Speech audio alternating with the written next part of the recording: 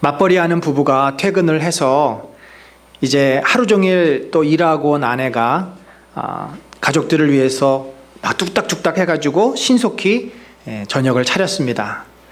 워낙 빨리 차리다 보니까 맛에는 신경을 못 썼습니다. 그래도 수고한 아내를 위로하기 위해서 남편은 와 여보 오늘 저녁 굉장히 맛있는데? 마음에도 없는 말을 하며 먹었습니다. 여러분 그 후로 이 남편은 어떻게 됐을까요? 계속 이 맛없는 음식을 먹어야만 했습니다. 사실 우리가 위로한다는 것이 결코 쉽지가 않습니다. 차라리 여보 힘든데 저녁 준비하느라고 얼마나 수고가 많아 그냥 거기까지만 하면 좋은데 지혜가 좀 모자랐습니다. 사실 얘기 안 하고 가만히 있으면 좀 이따가 애들이 얘기합니다. 엄마 짜! 애들이 다 얘기해. 애들은 속이지를 못해요. 여러분 우리는 참 이렇게 위로한다고 하지만 위로가 안 될 때가 많습니다. 오히려 더 이제 상처를 이렇게 긁는 일을 특별히 우리 남자 성도들이 자주 합니다만은 하나님은 우리의 위로자가 되시고 하나님은 우리를 참으로 위로해 주실 수 있는 분이십니다. 오늘 우리가 이제 고린도후서를 오늘부터 몇 주간 동안 같이 나누려고 하는데 여러분 고린도 전서에 대한 설교는 그래도 여러분들이 꽤 많이 들으셨을 것입니다. 이 고린도 전서 설교하기는 훨씬 쉬워요. 고린도 후서보다. 그리고 고린도 전서는 한두 번 읽어보신 분도 계실 겁니다. 근데 고린도 후서는 읽어도 도대체 이게 무슨 내용인지 이해하기가 굉장히 난해합니다. 무슨 이게 그럴듯한 이야기인 것 같은데 마음에 와닿지가 않아요.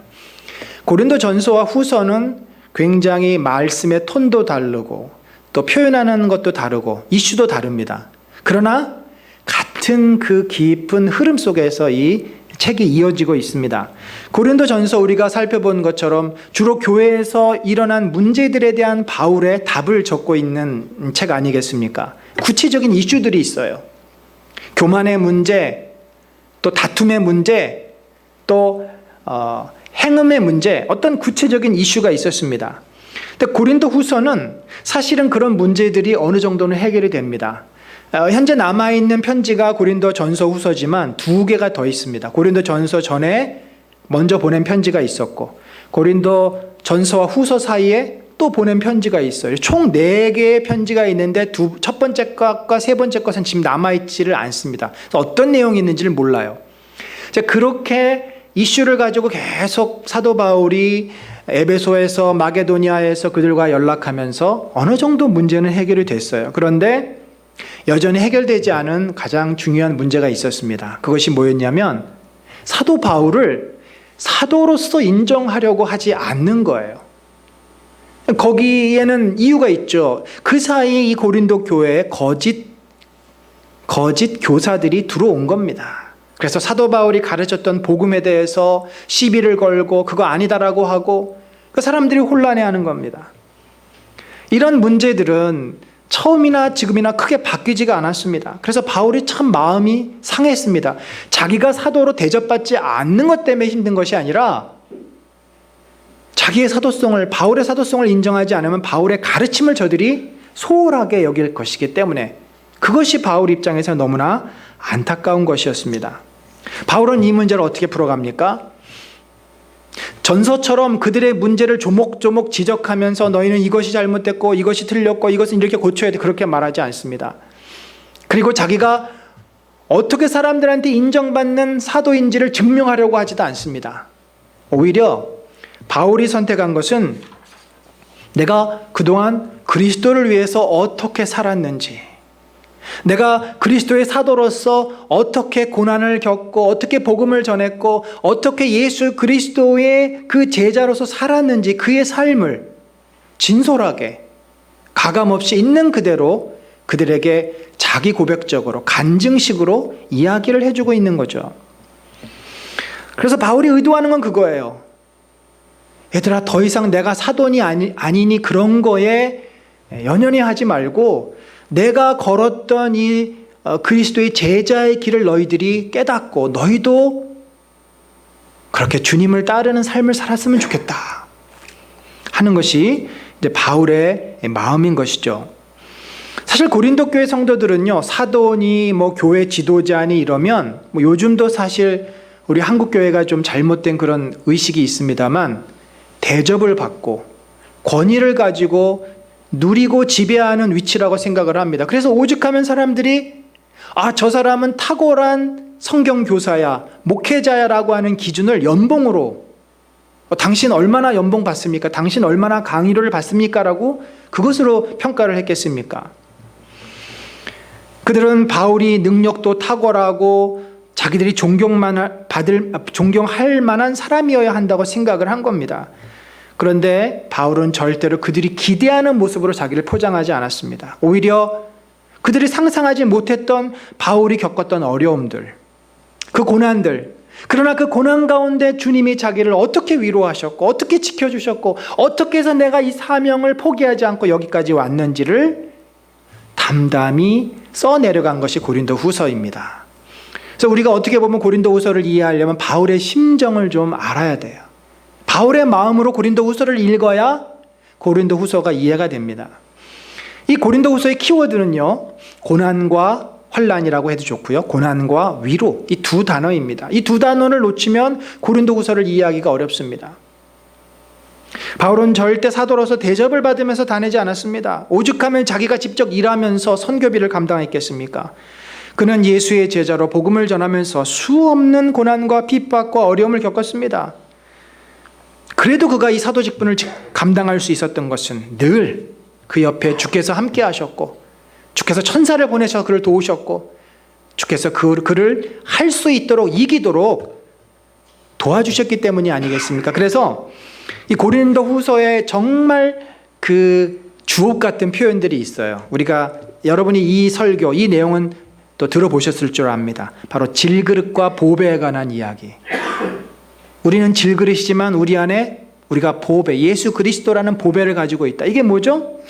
우리는 연약해서 고난받고 고통당하는 그릇이라는 거죠.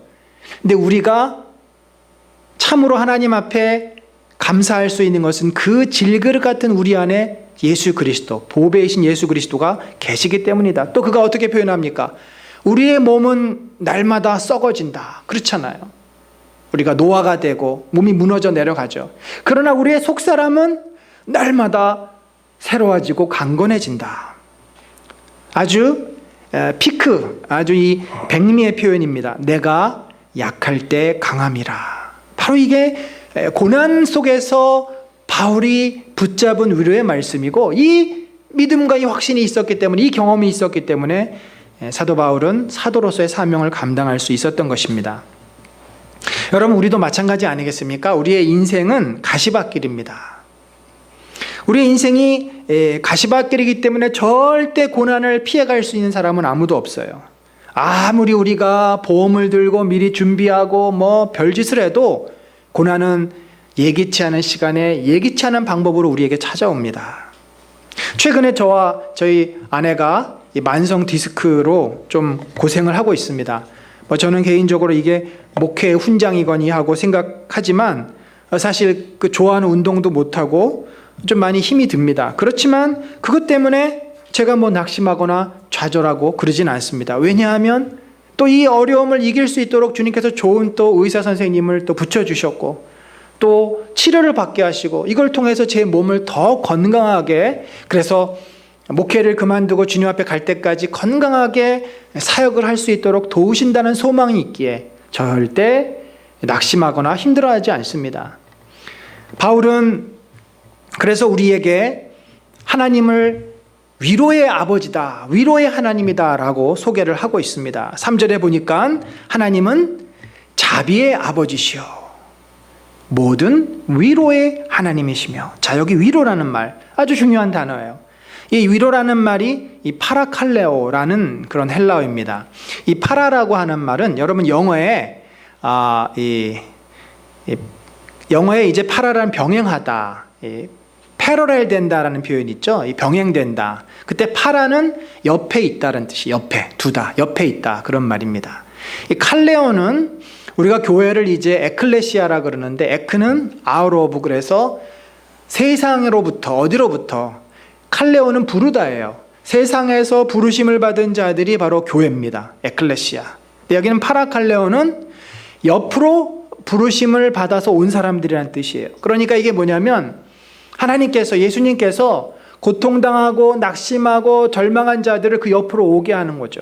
여러분, 왕 앞에 갈 수 있는 자는 누굽니까? 특권을 가진 자만이 왕 앞에 갈 수 있어요. 그런데 누더기 같은 옷을 입고 다리가 아파서 제대로 걷지도 못하는 그 우리 이 지친 영혼들을 주님이 자기 옆으로 부르셔서 그들을 위로하시고 그들을 만져주신다 하는 그런 의미가 바로 위로입니다.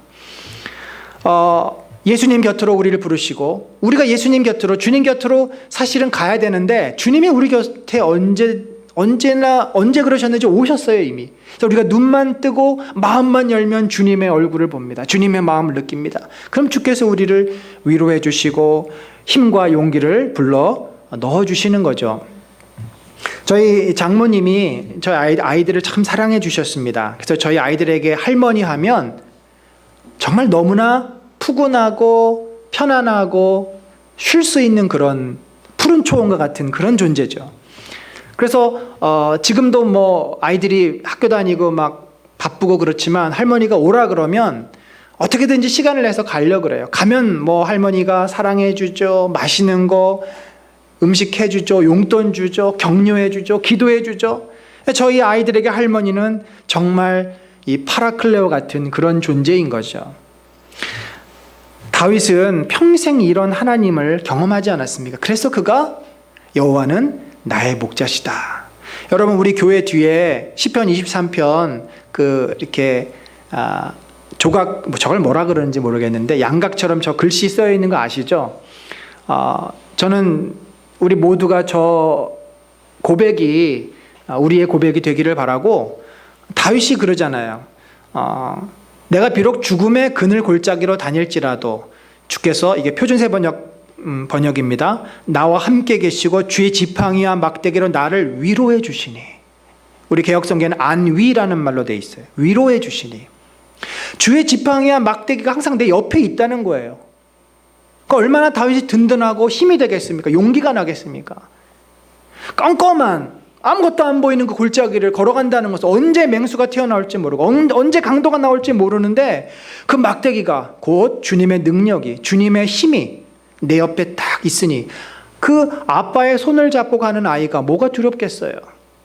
다윗은 그런 심정으로 이 시편을 고백한 것이죠. 예수님께서 누가복음에도 나와 있지만 회당에서 자신의 공생애를 시작하며 말하자면은 그 공생의 시작 연설처럼 인용하셨던 바로 이사야서 61편 1절, 2절, 3절 아닙니까? 여기도 보면은 여호와의 은혜의 해와 우리 하나님의 보복의 날을 선포하여 모든 슬픈 자를 위로한다. 이 위로한다는 표현이 나옵니다. 위로한다. 원래 이 바울에게 하나님은 어떤 분이었습니까? 바울에게 하나님은 두려운 하나님이었어요. 유대인들은요, 하나님이 너무나 두려워서 이 하나님이라는 이름, 야훼라는 이름을 제대로 못 불렀습니다. 그냥 주님, 그래서 아도나이라고 불렀어요. 아도나이. 그냥 주님이라고 부르고, 하나님이라는 이름 나오면 자기 쓴 모자도 벗고, 또 글씨를 쓸 때는 붓을 바꿔야 되고, 그만큼 두렵고 무서운 존재입니다. 경외해야 되는 존재입니다. 그런데 바울은 다메섹 도상에서 예수 그리스도를 만나고 자기가 얼마나 큰 죄를 지었는지를 깨닫지 않습니까? 아니, 예수 그리스도를 따르는 자를 죽였으니 그 마음이 얼마나 무너졌겠습니까? 그 죄책감, 하나님을 거역했다라고 하는 그 마음의 깊은 상처, 절망하여서 그는 완전히 무너져 내렸습니다. 그때 예수님은 그에게 찾아오시고 그에게 은혜와 자비를 베풀어 주십니다. 낙심한 그를 위로해 주셨습니다. 주께서는 아나니아라고 하는 선지자를 보내셔가지고 그의 눈에 껍질을 벗기시고 그를 회복시켜 주시고 그에게 사명을 주시고 또 그 이후에 바나바라고 하는 주의 종을 보내주셔서 그로 하여금 사역할 수 있도록 준비시켜 주시지 않았습니까? 그는 이 과정을 통해서 하나님이 바로 위로의 하나님임을 확신하게 된 것이죠. 하나님이 나의 아버지시구나. 이것을 그가 경험한 것입니다. 그는 용서해 주시는 자비의 하나님, 절망하고 낙심한 자를 위로해 주시는 위로의 하나님을 만났습니다. 그래서 바울은 바로 고린도 교인들에게, 그리고 우리들에게, 너희에게도 너희가 모든 환난을 만나게 될 때 우리를 위로해 주신다라고 말씀합니다. 여러분, 또 두 번째 중요한 단어, 환난. 이 환난이라는 말은 어떤 의미냐면은 이게 뜰립시스라는 말인데 히브리어로는 아니라고 하는 말입니다. 이 환난이라고 하는 단어가 신약 성경에 한 18번 정도 16번 정도 나오는데 그 중에서 12번이 사도 바울이 쓴 말이고 그 중에서도 이 고린도 후서에 8번이 나와요. 그러니까 얼마나 이 고린도 후서가 바울이 자기가 겪었던 이 고난, 환난을 묵상하며 그것을 가지고 고린도 교인들에게 간증했던 책인가를 알 수가 있는 것이죠. 이 환난이라고 하는 것은 진누르다, 꽉 눌러서 기름을 짜다 할 때 쓰는 말입니다. 어디에 가두어서 꽉 가두어 놓다. 그러니까 사방으로부터 우겨싸움을 당해가지고 압박을 받고 스트레스를 받고 이제는 죽는 길밖에는 방법이 없는 그런 어떤 상황들을 말하는 겁니다. 그래서 구약에 보면요, 출애굽기 3장 17절에 보면은 내가 너희를 애굽의 고난 중에서 인도하여, 자, 이스라엘 백성 애굽에서 어떤 고난을 받았어요? 채찍에 맞고 노예가 되고 벽돌을 구워야 하고 그들이 받았던 정치적인 육체적인 고통과 억압은 이루 말할 수가 없었습니다. 또 사무엘 하에 보면은 다윗이 그 아들 압살롬에 의해서 반란을 당하지 않습니까? 그래서 이렇게 고백합니다. 혹시 여호와께서 나의 원통함을 감찰하시니, 이 원통함이 바로 아니라는 단어인데, 내가 당한 이 환난, 내가 당한 이 고통, 나는 이제 사방의 적으로 우겨싸움을 당해서 죽을 수밖에 없는 상황인데 이 상황에서 하나님이 나를 긍휼히 여겨주시면 내가 다시 살아날 것이다.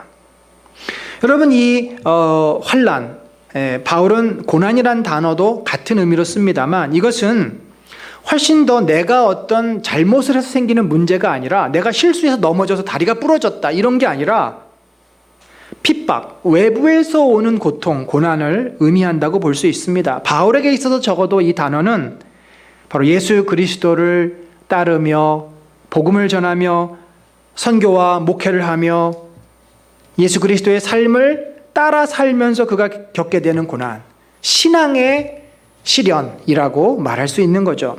여러분, 이 부분에서 우리가 정말 조심하고 잘 구별할 필요가 있어요.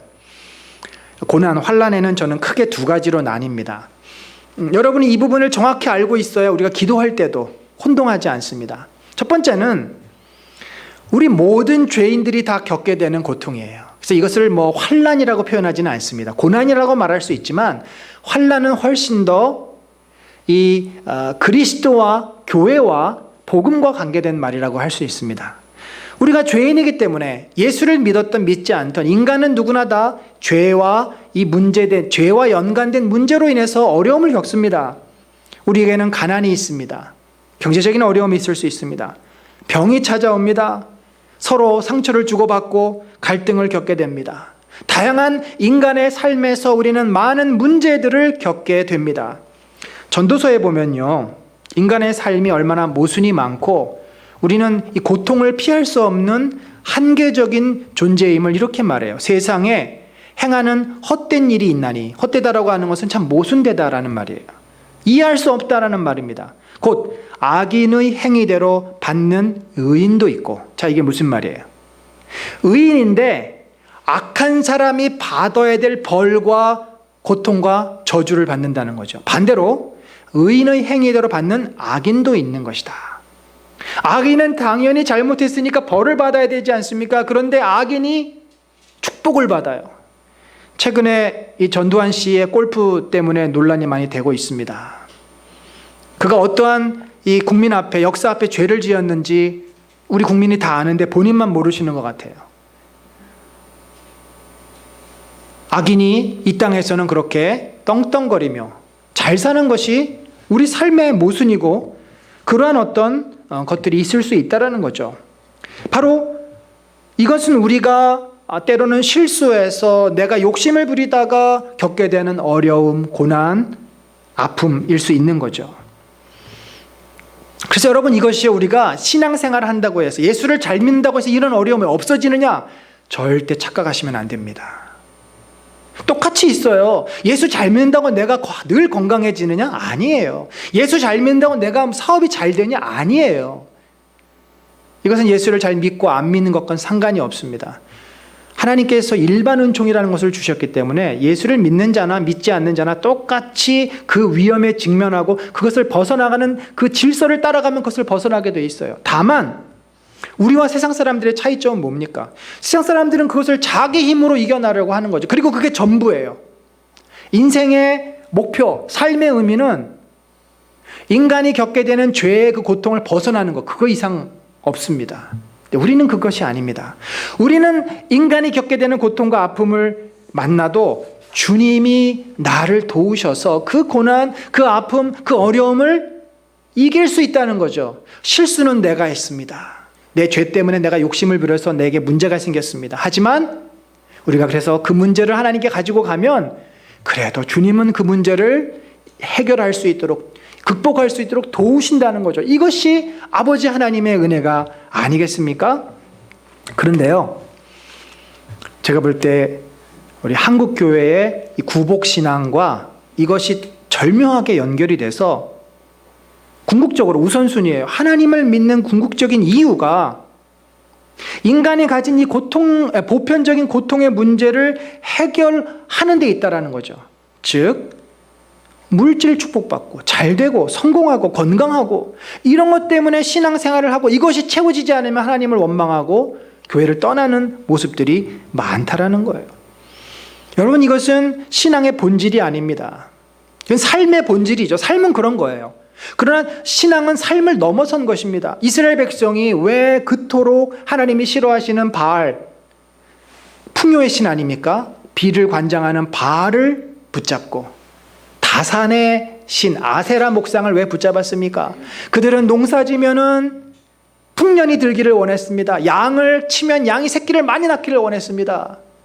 그래서 바알과 아세라 신을 도대체 놓지를 못합니다. 하나님을 믿는다 하면서 그걸 또 붙잡고 있어요. 여러분, 이것이 우리의 신앙의 목표고 전부라면 우리도 똑같이 우상 숭배하고 있는 겁니다. 하나님을 그런 아세라와 바알로 잘못 이해하고 하나님을 그렇게 믿고 있는 것이죠. 여러분, 우리는 우리들의 삶의 문제, 삶의 고통을 해결하기 위해서 하나님을 믿는 자기 중심적인 신앙에서 반드시 벗어나야 합니다. 그것도 우리에게는 숙제지만 이 숙제가 전부는 아닙니다. 여러분, 공부 잘하는 학생이 숙제 다 했다고 공부 잘하는 겁니까? 아니잖아. 이건 인간이 해결해야 될 숙제예요. 인생의 진정한 가치는 여호와를 경외하고 여호와를 알아가고 예수 그리스도를 닮아가는 것이 우리들의 삶의 목표입니다. 그래서 고난이라는 것도 삶의 이 문제를 해결하기 위해서 겪는 고난의 전부로 여기시면 안 돼요. 그건 사실은 시작에 불과한 거고, 진정한 고난은 뭡니까? 우리가 예수 그리스도를 믿고 성도로 살다 보니까 겪게 되는 고난들이에요. 자, 어떤 것들이 있을까요? 여러분, 우리가 하나님께 순종해서 신앙생활을 하고 말씀대로 살면 사실 많은 것을 포기해야 돼요. 세상 사람들의 입장에서 볼 때는 많은 것을 포기해야 돼요. 많은 것을 포기해야 됩니다. 일단 시간을 포기해야 돼요. 이 주일날 오전 시간 예배 드리러 와야 돼. 뭐 주일만 예배 드립니까? 이 황금같이 집에서 쉴 수 있고 여행 갈 수 있고 내 마음대로 뭔가를 할 수 있는 시간을 내서 주님 앞에 나가서 예배도 드리고 뭐 성경 공부도 하고, 세상 사람들의 눈에 볼 때 그것이 이해가 안 되는 거죠. 야, 너 그럴 시간 있으면 좀 쉬어. 네 하고 싶은 거 해. 뿐만 아니라 우리는 기도하면요, 또 시간을 내야 돼요. 여러분, 기도가 왜 힘든 줄 아십니까? 시간을 내야 하고 힘을 써야 되는 것이 기도이기 때문에 힘들어요. 그래서 기도가 결코 쉬운 것이 아닙니다. 놀 것 다 놀고 쉴 것 다 쉬면 언제 기도합니까? 우리는 시간을 내서 기도해야 돼요. 그것이 너무 힘듭니다. 우리가 헌금하고 구제하고 이웃을 도우라고 그렇게 성경에서는 얘기하고 있는데 그런데 내가 사고 싶은 거 다 사고 쓰고 싶은 거 다 쓰면 언제 구제하고 언제 헌금할 수 있겠어요? 못합니다. 여러분, 우리가 사실 예수를 잘 믿는다는 것은 많은 것을 포기해야 돼요. 세상 사람들의 관점에서 볼 때. 그러나 포기만 하는 것은 아니죠. 우리가 주님 앞에 드리면 주님은 더 큰 것으로, 이 더 크다라고 하는 것이 똑같은 비등한 물질적인 것, 비등한 시간이 아니에요. 다른 차원의, 그것을 포함한 더 본질적이고 더 근원적인 것을 우리에게 허락해 주시지 않겠습니까? 우리들이 말씀대로 살려고 노력했을 때 사람들은 우리를 비난할 수도 있습니다. 우리를 싫어할 수도 있어요. 심지어 우리를 밀어버리고 우리에게 불이익을 줄 수도 있습니다.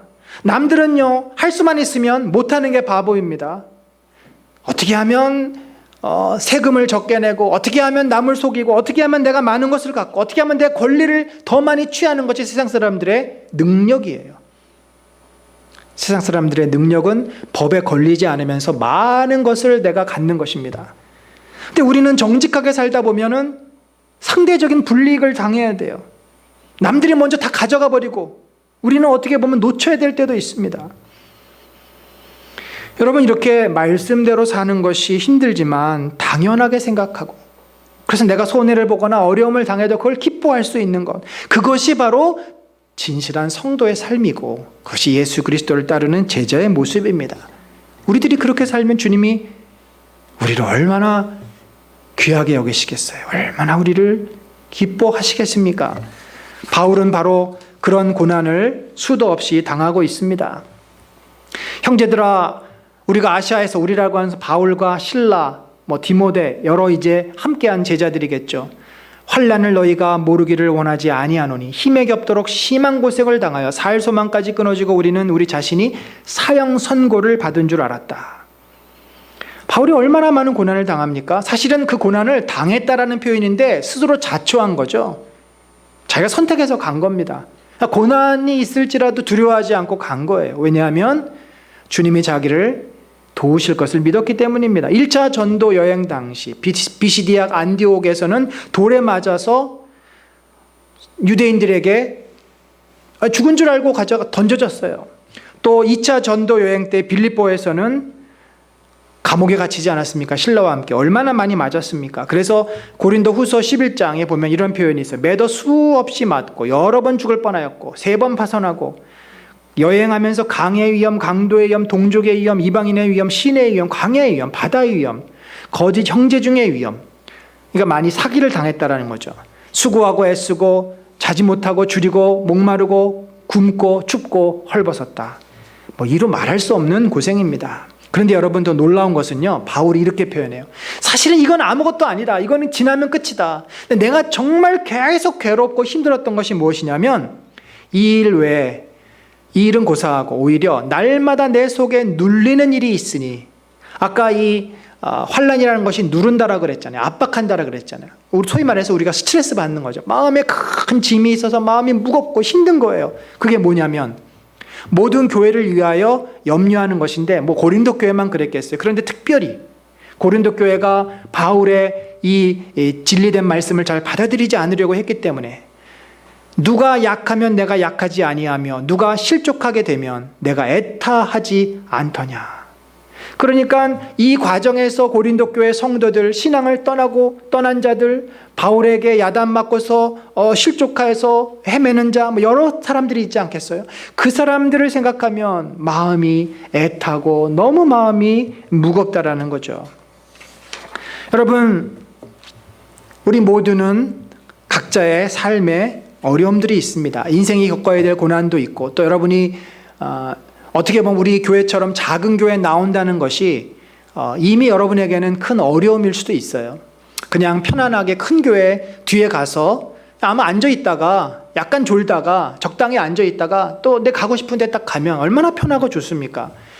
그러지 않고 이렇게 노출되어서 또 성경 공부도 해야 되고 또 하나님 말씀도 내가 들어야 되고, 어떻게 보면 이런 교회에 나온다라는 것이 이미 여러분에게는 큰 짐이고 어려움일 수 있어요. 그러나 우리가 이런 수많은 믿음의 어려움, 또 삶의 어려움이 있지만 이것들을 기쁨으로 감당할 수 있는 이유는 뭡니까?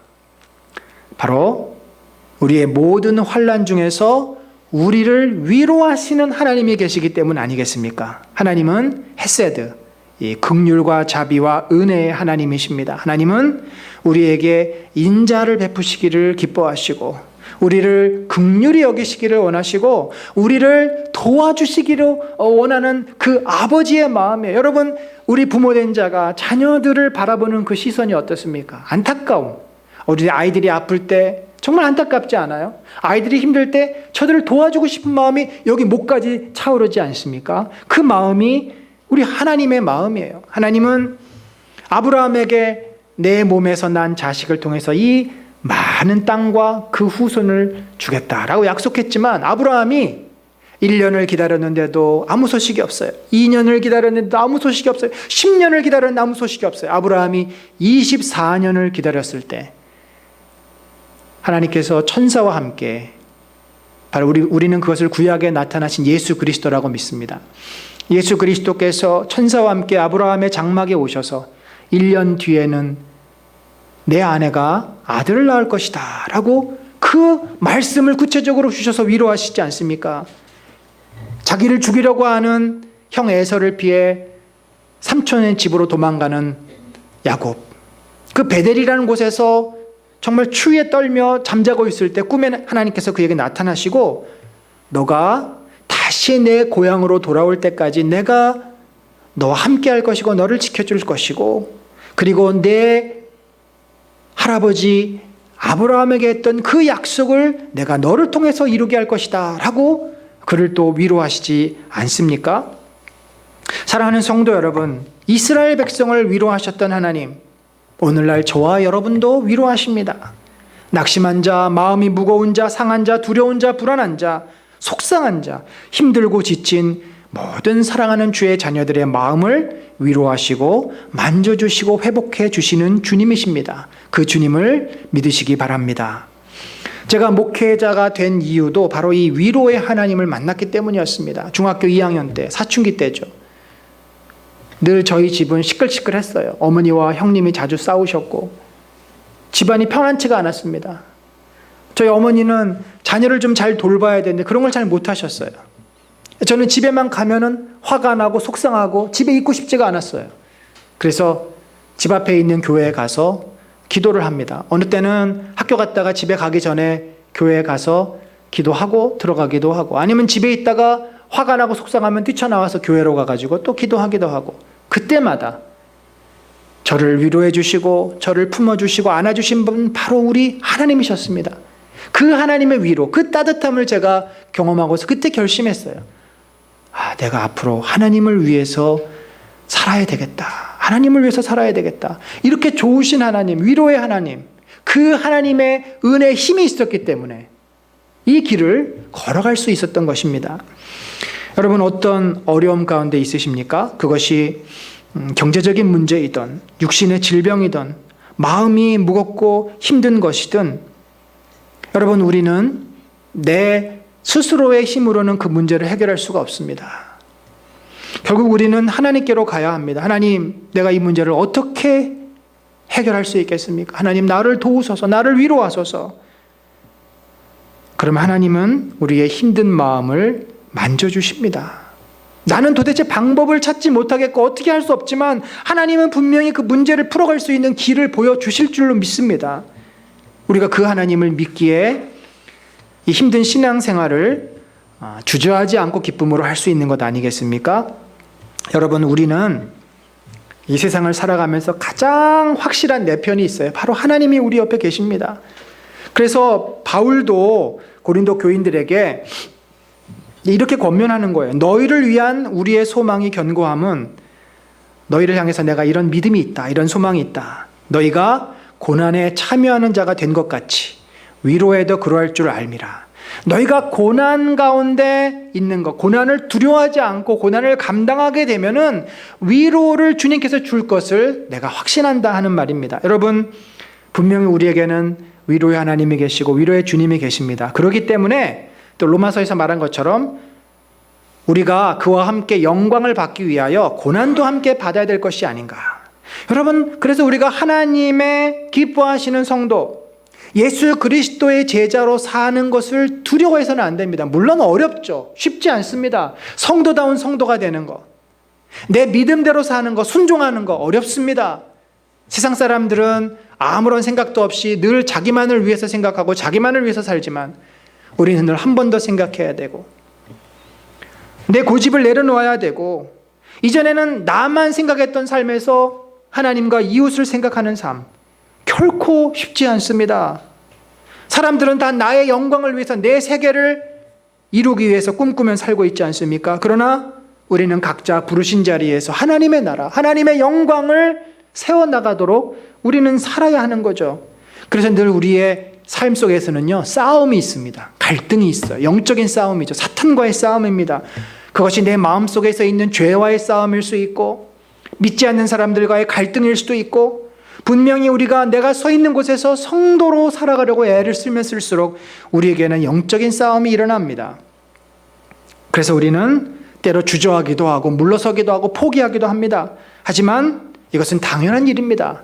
바울이 얼마나 많은 고난과 환난을 겪었지만 그가 결국은 복음으로 그들을 정복하지 않았습니까? 그가 한 것이 아니죠. 그와 함께한 주께서 하신 것입니다. 우리가 해야 될 것은 무엇입니까? 세상을 두려워하지 않는 것입니다.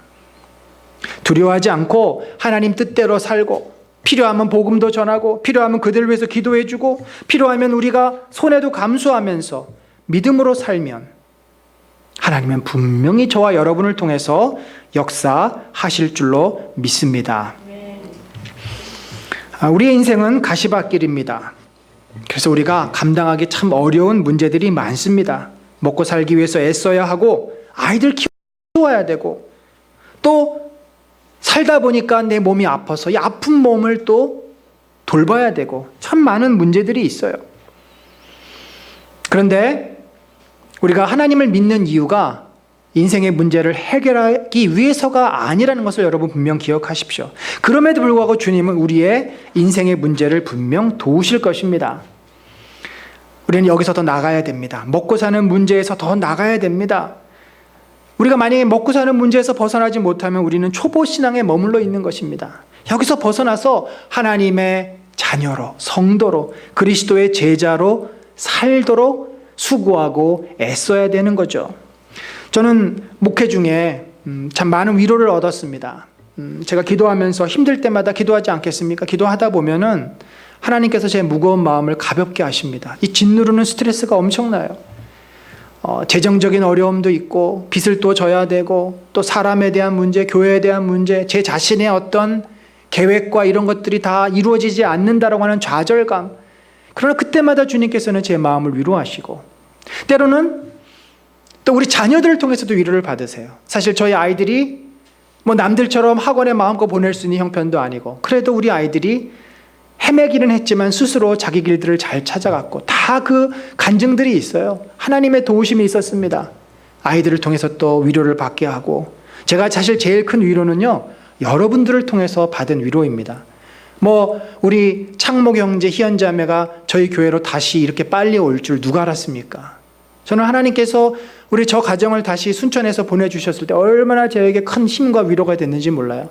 여러분 한 분 한 분이 믿음이 자라고 신앙이 자라는 것을 볼 때 어떻게 보면은 저는 이 목회를 위해서 제 모든 것을 다 주님 앞에 드렸는데 하나님께서 여러분들을 통해서 여러분들의 믿음이 자라고 여러분들이 어려운 가운데서 쓰러지지 않고 기도하면서 인내로 그런 것들을 견뎌내시는 모습을 볼 때마다 저에게 위로가 되고 힘이 되고 내가 계속 이 목회를 정말 몸이 부서지도록 더 열심히 섬기면서 해야 되겠다 하는 그런 확신을 갖게 됩니다. 사랑하는 성도 여러분, 어차피 우리 인생은요, 쉽게 가려고 하면 할수록 더 어려워집니다. 인생은 어려운 거예요. 그런데 그 어려운 길을 어렵지 않게 갈 수 있는 방법이 있다면 바로 우리 주님의 손을 꼭 잡고 가는 것입니다. 그것이 주님의 위로고 주님의 도우심입니다. 주님의 은혜 가운데 우리의 인생을 감사하며 기뻐하며 소망 가운데 걸어나가는 저와 여러분 되시기를 예수 그리스도의 이름으로 간절히 축원합니다. 아멘. 하나님 아버지.